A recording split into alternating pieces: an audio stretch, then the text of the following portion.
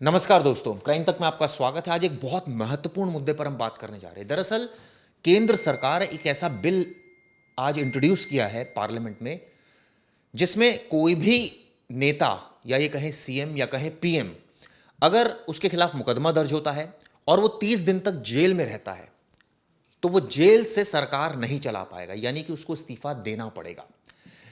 ऐसा इसलिए किया गया है, जो कानूनविद बता रहे हैं, पॉलिटिशियन जो सूत्र हैं हमारे वो बता रहे हैं। अरविंद केजरीवाल 6 महीने तक जेल में रहे थे, हम सबको पता है, और उस वक्त उन्होंने इस्तीफा नहीं दिया था।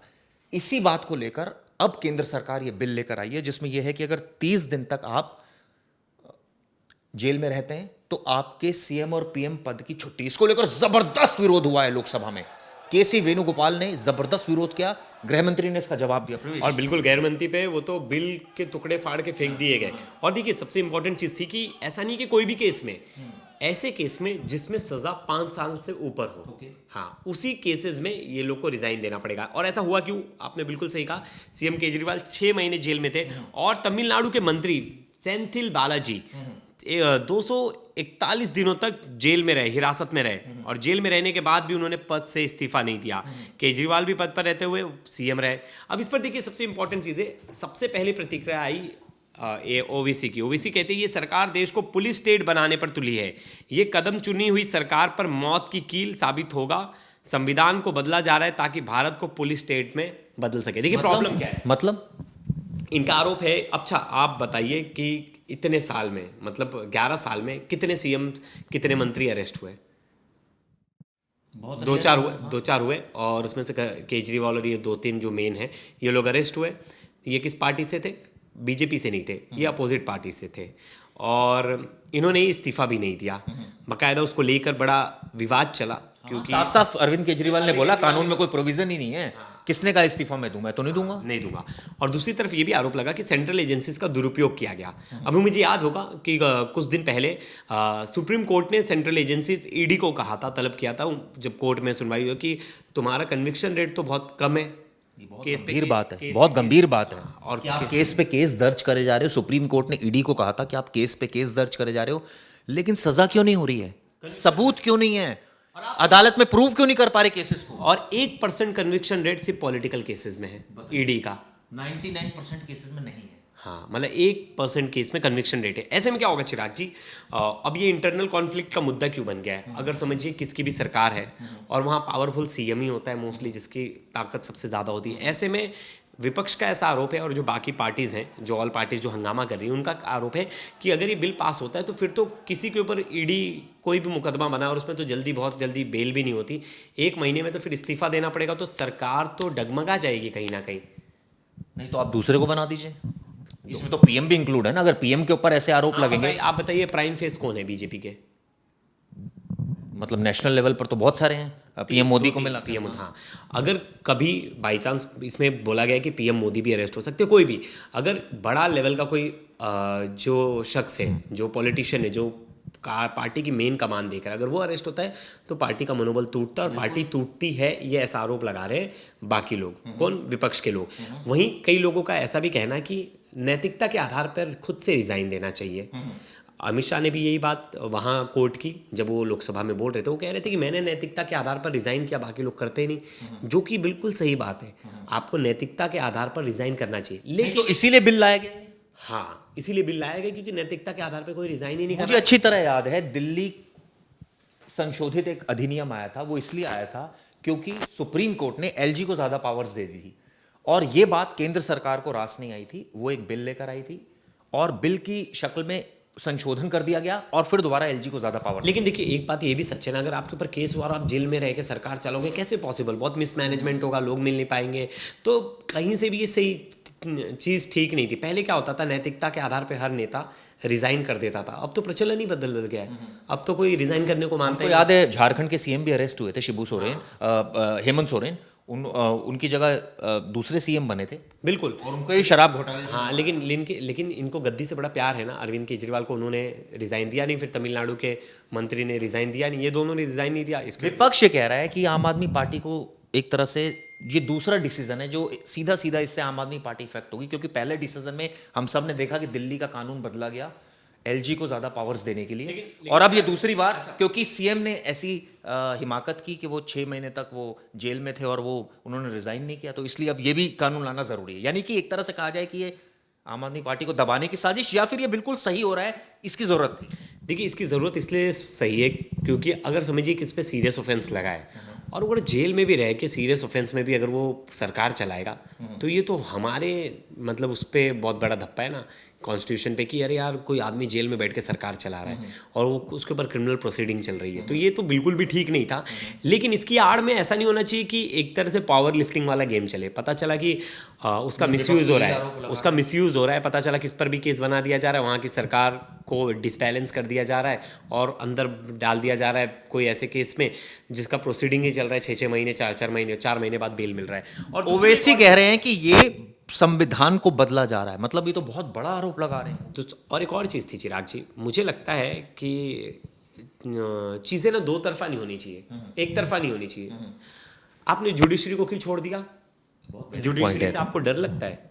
जुडिशरी से आपको डर? जुडिशरी के लिए भी तो एक लॉ है ना कि आप हमने देखा कि जस्टिस वर्मा पर आरोप लगे, एक कमीशन यहाँ जो तीन न्यायाधीशों ने जांच की, उसकी रिपोर्ट सौंपी, उसके बाद चीफ जस्टिस ने, जब उस समय के चीफ जस्टिस थे खन्ना जी, उन्होंने रिपोर्ट प्रधानमंत्री को दी और यहाँ अब महाभियोग लाने की तैयारी हो रही है। एक प्रोसेस है, उसके तहत हो रहा है। इतना लंबा प्रोसेस, ये क्या मजाक है? इतना लंबा प्रोसेस। वो जज हैं, जज के तो फिर ये भी पीएम है, सीएम देना चाहिए इनको, फिर इनको अरेस्टिंग से तो छूट देनी चाहिए, फिर तो देना चाहिए इनको भी छूट। क्यों अरेस्ट कर लिया गया अरविंद केजरीवाल को?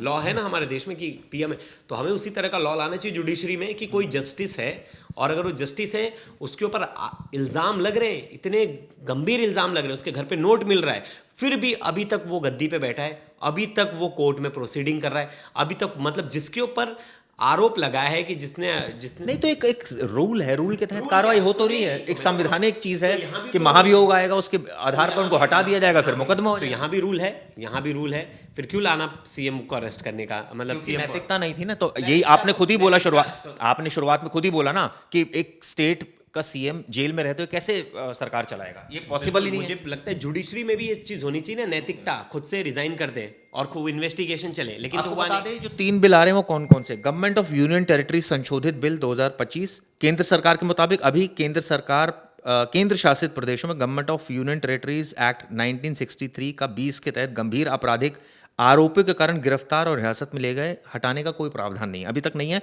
लेकिन एक कानूनी ढांचा तैयार करने के लिए अब एक इसमें अमेंडमेंट किया जा रहा है, सेक्शन 45 लाया जा रहा है। इसके अलावा 130वां संविधान संशोधन भी किया जा रहा है। इसके अलावा तीसरा जम्मू कश्मीर पुनर्गठन संशोधन बिल भी पेश किया जा रहा है ताकि वहां भी ये कार्रवाई की जा सके। इसके अलावा एक जो बहुत बड़ी चीज होने जा रही है वो है गेमिंग को लेकर बैन लगाने वाला बिल पेश किया गया है, जो कि सबसे इंपॉर्टेंट है, ये भी मिस नहीं होना चाहिए। इसमें देखिए केंद्र सरकार ने लोकसभा में आज ऑनलाइन गेमिंग, जो कि जितने भी स्किल गेमिंग, सट्टा बेसिकली, स्किल बोल के इतने सारे गेम्स चला रहे हैं, एक्चुअली में सब सट्टेबाजी तो है, सिर्फ नाम का। कई सारे प्रोग्राम्स पर भी आंच आ जाएगी। हाँ, आंच आने दो, कोई दिक्कत नहीं, मिल रहे हैं। अरे तो पैसे मिल रहे हैं, इसका मतलब गलत चीजें नहीं, कितने लोगों का घर बर्बाद हो रहा है सट्टेबाजी के चक्कर में। समझे नहीं, एक अगर आपको एक पर्टिकुलर गेम है जिसमें आपको आंसर्स देने हैं, उसके बेसिस पर आपको पैसे मिल रहे हैं, तो क्या ये सट्टा है? देखिए कैबिनेट ने कैबिनेट ने 19 अगस्त को ऑनलाइन गेमिंग बिल को मंजूरी दी। इसमें ऑनलाइन मनी गेमिंग, विज्ञापन खेल के लिए उकसाने वाले सजा जुर्म या दोनों हो सकते हैं।